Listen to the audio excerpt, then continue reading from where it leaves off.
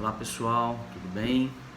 Retomando então os nossos estudos de direito constitucional, como tópico subsequente aí de análise no nosso plano de ensino, cumpre-nos agora falar do chamado poder constituinte. O poder constituinte, antes da gente comentar a respeito dele, nós precisamos trazer algumas definições preliminares, né, para que vocês entendam aí a respeito do que vamos tratar a partir de agora, no estudo desse tópico, né? E a primeira questão preliminar é definir poder constituinte. Poder constituinte nada mais é do que o poder de elaborar uma Constituição, o poder de elaborar uma norma constitucional no seio do Estado, ok? Então, significa a capacidade, né, o poder de criar, de baixar, de estabelecer normas constitucionais no seio do Estado. A segunda definição preliminar, que também é importante destacar, mencionar para vocês, é a definição de legislador constituinte, né? Quem faz o papel aqui, quem exerce o poder constituinte no Brasil, é o chamado legislador constituinte, ou seja, os nossos legisladores, né, no âmbito federal, já que estamos falando de Constituição Federal, né, seriam os nossos senadores e deputados federais, tá? Então eles é que são os legisladores constituintes que vão exercer, né, este poder constituinte. Eles são, portanto, os responsáveis pela elaboração do texto constitucional, os responsáveis pela elaboração do texto da Constituição do Estado, né? E eles exercem esse trabalho, eles exercem essa função de legisladores constituintes por força do poder constituinte, né? Esse poder de elaboração de uma norma constitucional. Outra questão preliminar e importantíssima quando falamos de poder constituinte, né? Quem exerce o poder constituinte são os legisladores. Mas quem é o titular do poder constituinte no Estado brasileiro e numa democracia, né? Digo Estado brasileiro porque nós vivemos num Estado democrático de direito, regido pela Constituição de 88, né? E é típico numa democracia de que o titular do poder constituinte é o povo, tá? Então é o povo que detém a titularidade do poder de criação de normas constitucionais.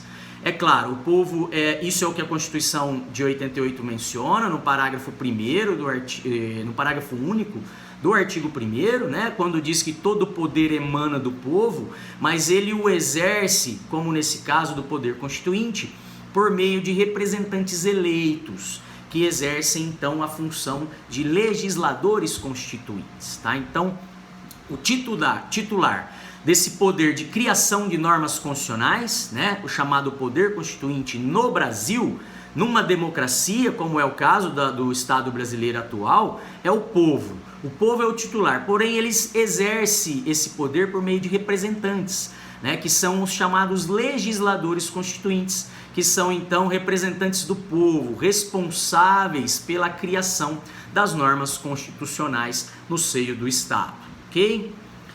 Feito essas considerações preliminares, trazemos aí um trecho de doutrina do nosso ministro Barroso, né? E diz aqui, nesse pequeno recorte de doutrina colacionado para vocês, que o poder constituinte, ele envolve a manifestação de vontade de quem o exerce, ou seja, dos legisladores constituintes, né? E envolve também um consentimento ou sujeição de quem a ele se submete, ou seja, o consentimento do povo, a sujeição, né, do povo quanto à submissão às normas constitucionais editadas, criadas pela manifestação dos legisladores constituintes, ok?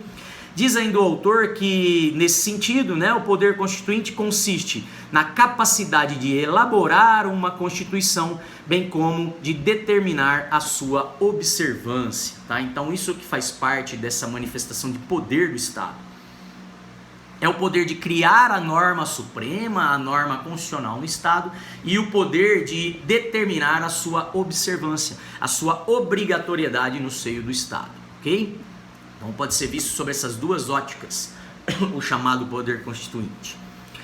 Ainda dentro dessa noção de poder constituinte, temos que mencionar que ao longo da história existiram aí várias formas de manifestação do poder constituinte, né? Várias formas no qual o poder constituinte se manifestou ao longo da história, né? Vários cenários aí mundiais, né? Não só no Brasil, mas a nível mundial, que levaram aí a atuação desse poder constituinte, a criação de normas constitucionais dentro do Estado, no seio do Estado, tá?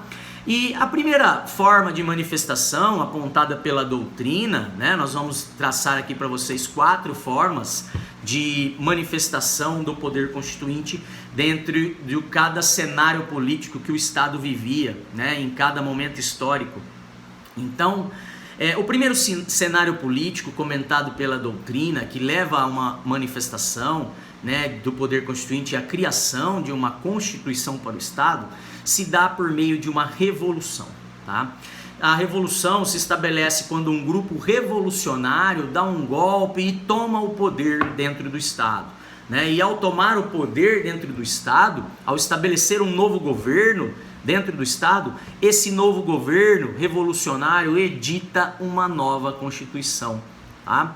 A gente teria como exemplo de cenários políticos que levaram à edição de uma Constituição para o Estado após uma revolução, a Constituição Francesa de 1791, né, que foi criada, que foi então editada após a Revolução Francesa. O fim da Revolução Francesa levou aí à edição de uma nova Constituição, tá?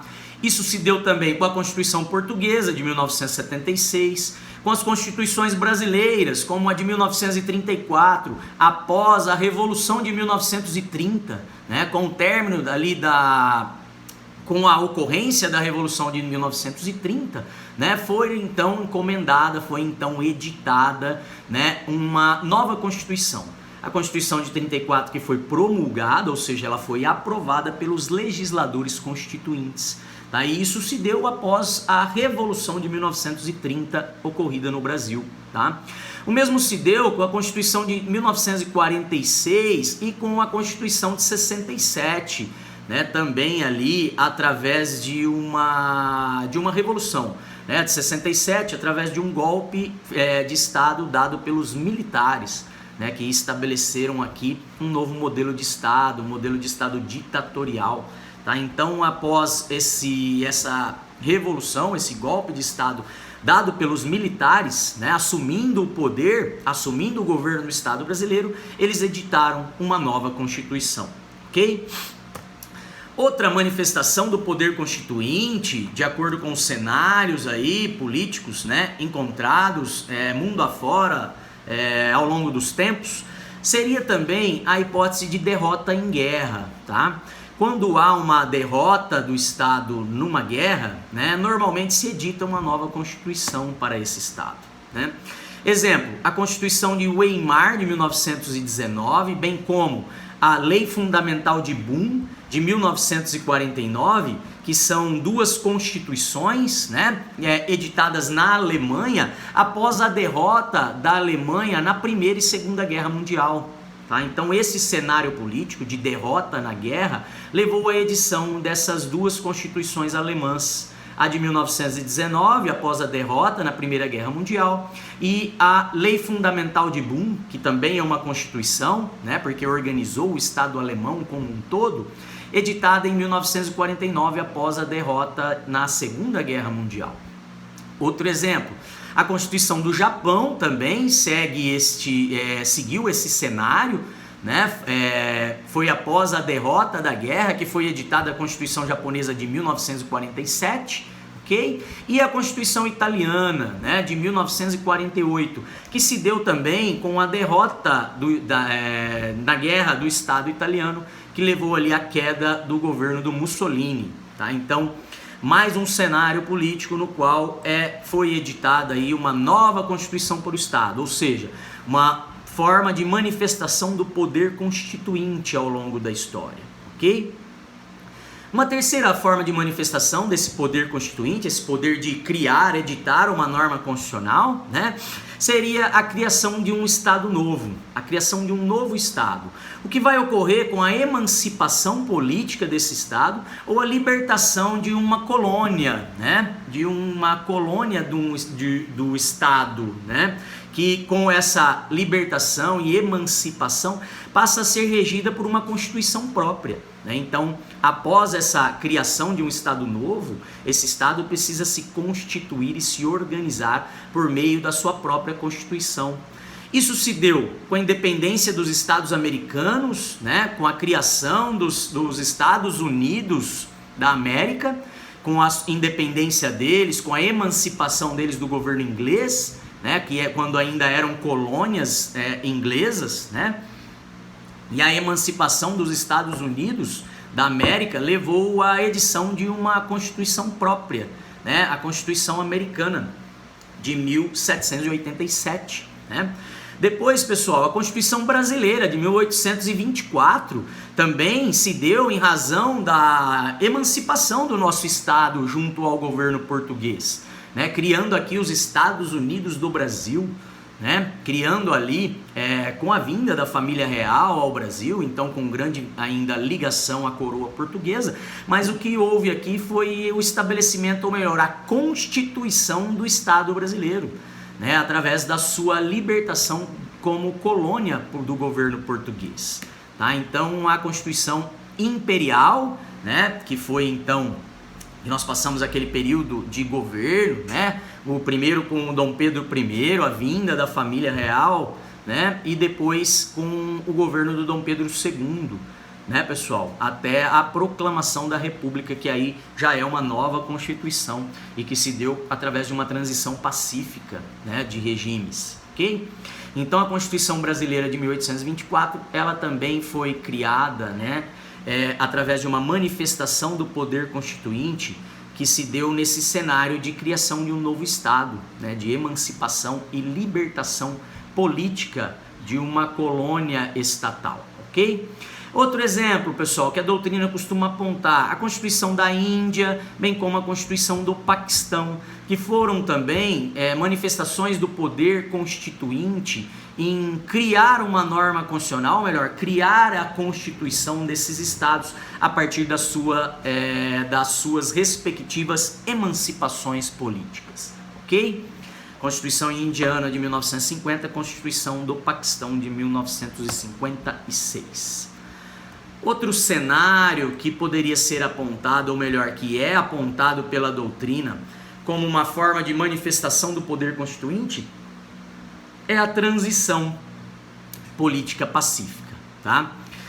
Ou seja, quando de maneira pacífica dentro do Estado se aprova uma nova Constituição, né? Se convoca ali uma Assembleia Constituinte para que os legisladores constituintes aprovem uma nova Constituição para aquele Estado, tá? O que aconteceu